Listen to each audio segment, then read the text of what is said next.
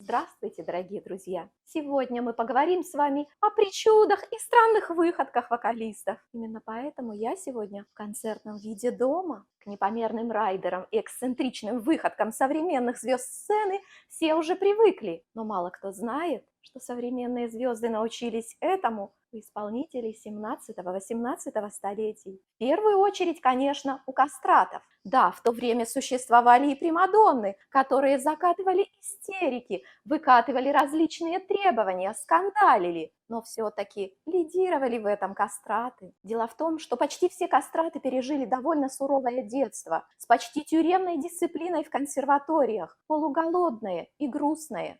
И, конечно, те кастраты, которые достигли вершин вокального искусства, вершин сцены и нереальных гонораров, стремились компенсировать и психологическую травму, и это самое тяжелое детство. Компенсировать, конечно, этими самыми требованиями, капризами, скандалами. И они хотели особенного отношения к себе. В первую очередь именно потому, что они настоящие звезды, ангелоподобные существа, обладающие совершенно удивительными вокально-техническими способностями. И кастраты не упускали ни малейшего шанса продемонстрировать эти способности. Например, Кузанино. Он славился исполнением своей арии «Лашатами», что в переводе означает «ты меня покинул». И вот, именно во время исполнения этой арии в зал неожиданно вошли жандармы и сообщили о кончине папы римского Бенедикта XIII. И, конечно, попросили Кузанино прекратить пение. Но в ответ Кузанино его продолжил, еще более искусно, при этом напирая всеми силами именно на это выражение – лошатами, что подчеркивало особую пикантность ситуации. Публика, кстати, была в восторге. Но эта милая выходка ничто по сравнению с тем, что позволял в своей жизни себе Каффарелли, главный соперник самого популярного кастрата Фаринелли. Каффарелли с успехом может возглавлять рейтинг кастратов, которые творили в своей жизни полнейшую дичь, совершенно не стесняясь. Каффарелли вошел в историю как скандалист, хам, грубиян, задира-фехтовальщик. На его счете числятся и домашние аресты, и настоящие тюремные заключения. Однажды Каффарелли был застигнут ревнивым мужем в самых пикантных обстоятельствах, и целую ночь он вынужден был просидеть в пустой бочке, после чего целый месяц его голос совершенно не звучал. Но ревнивый муж не был успокоен, он отправил к нему наемных убийц. Жена, зная об этом шаге мужа, приставила в свою очередь Каффарелли 4 защитников со шпагами, которые следовали за ним на почтительном расстоянии. Спустя какое-то время Каффарелли все-таки покинул город невредимым. Впрочем, вполне возможно, эта охрана Каффарелли была вовсе не нужна, потому что сам он, отчаянный задира и фехтовальщик, успел отметиться в нескольких дуэлях. Но тогда, когда он не мог воспользоваться шпагой, он с удовольствием пускал в дело собственные кулаки. Один из таких случаев в жизни Каффарелли совершенно чудовищный. Прямо на месте, в церкви, он поколотил другого кастрата за то, что тот не проявил к нему должного уважения. Стоит удивляться, каким чудом Каффарелли избежал серьезных неприятностей в этом случае, впрочем, как и во многих других. В 1753 году Каффарелли с блеском отметился в своем духе во время своего пребывания во Франции. На одном из приемов он вступил в диспут с любимым либреттистом главного композитора Франции Рамо Балло де Сово. Диспут касался достоинств и недостатков итальянской и французской оперы. Смею предположить, что Каффарелли высказал мнение всей Европы, воспитанной на опере итальянской. Это мнение гласит, что французская опера не имеет ничего общего с пением, а скорее напоминает чудовищное карканье. Сей горячий диспут завершился дуэлью, но это были еще отнюдь не все приключения Каффарелли во Франции в этом году. Кастраты были приучены к непомерным гонорарам и очень-очень дорогим подаркам. К Каффарелли со знаком благодарности от короля Франции Людовика XV прибыл курьер. И что же он привез? Золотую табакерку? Каффарелли продемонстрировал свою коллекцию золотых табакерок гораздо более роскошных и дорогих, чем дар Людовика XV.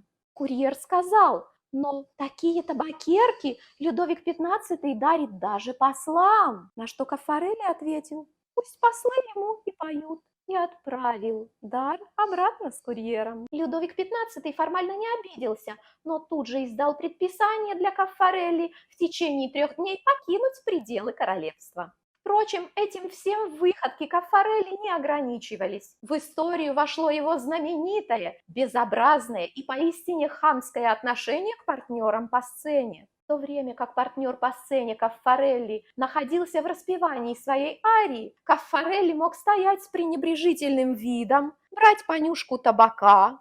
Он в это время мог общаться с людьми в ложах, переговариваясь во весь голос. И даже это очень маленькие и скромные его выходки, унижающие его партнеров. Но широко известно, что он во время спектаклей мог своих партнеров передразнивать или наоборот вступать с ними в соревнования. Каффарелли стремился продемонстрировать, что он может спеть тот же самый пассаж гораздо лучше. Несложно догадаться, что партнеры по сцене Каффарелли, мягко говоря, не любили.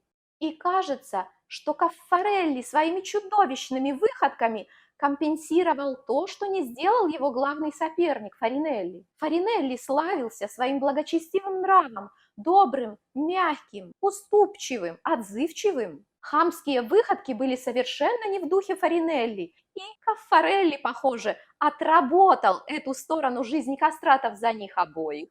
Кстати, ролик про божественный голос Фаринелли и то, как он вылечил безумие 2 королей, вот здесь. Как известно, Фаринелли ради испанской королевской семьи пожертвовал 1/3 своей жизни, но было немало кастратов, которые отказывались петь перед самыми сильными мира сего. Например, кастрат Матеуччо, вернувшись в Неаполь, получил приглашение от вице-короля. Он сослался на то, что нездоров, и это приглашение проигнорировал. Ситуацию постаралась исправить супруга вице-короля и уговорила Матеуччо появиться. В противном случае Матеуччо тоже бы грозило настоящее тюремное заключение, а может быть и куда более серьезные наказания. Широко известен случай с кастратом Велутти, который отказался петь перед принцессой Уэльской. Он сослался на то, что его голос не звучит и что обстановка в зале вредит этому самому божественному голосу. Действительно, в чем-то Велутти был прав, потому что зал был наполнен чадящими свечами. Весь этот дым и чад на самом деле мог плохо сказаться на голосе исполнителя. Тем не менее, Велутти уговорили, и он таки выступил перед принцессой Уэльской, хотя до этого заявлял, что его голос достоин самой королевы. Некоторым кастратам за отказ петь перед сильными мира сего рукоплескала потом вся страна.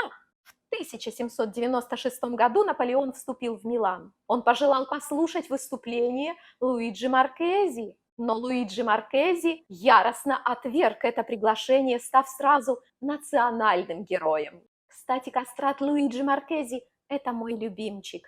Никто другой из кастратов не продвигал так жестко свои собственные представления о внешней красоте и красоте звучания своего голоса. У Луиджи Маркези был очень жесткий райдер, касающийся его первого появления на сцене.